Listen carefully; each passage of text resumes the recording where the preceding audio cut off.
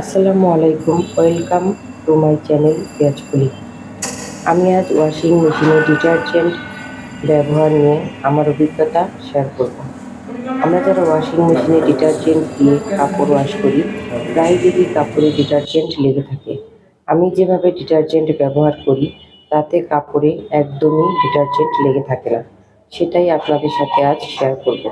মেশিনে কাপড় দেওয়ার পর একটা মগে কুসুম গরম পানিতে পরিমাণ মতো ডিটারজেন্ট মিশিয়ে 10 থেকে 15 মিনিট অপেক্ষা করব, তারপর এটা ব্যবহার করব। আমি মেশিনে ডিটারজেন্ট ঢেলে দিলাম।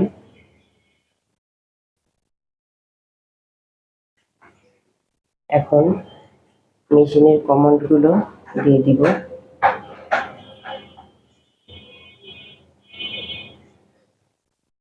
মেশিন অন করলাম। পানির লেভেল, ওয়াশ,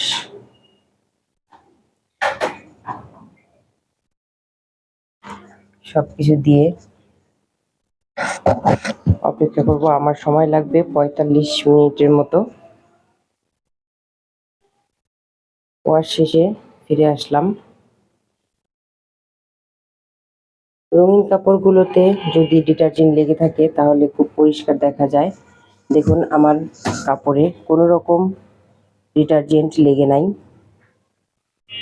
কালো অথবা নীল রঙে লেগে থাকলে খুব ভালো দেখা যাবে। দেখুন, এটা একটা নীল গেঞ্জি, কোনো রকম ডিটারজেন্ট লেগে নাই। আমি এভাবেই আমার কাপড় ডিটারজেন্ট দিয়ে ওয়াশ করি। আমার কাপড়ে কোনো রকম ডিটারজেন্ট লেগে থাকে না। আমার ভিডিওটা ভালো লাগলে লাইক করবেন, শেয়ার করবেন, সাবস্ক্রাইব করবেন। ধন্যবাদ সবাইকে। আসসালামু আলাইকুম।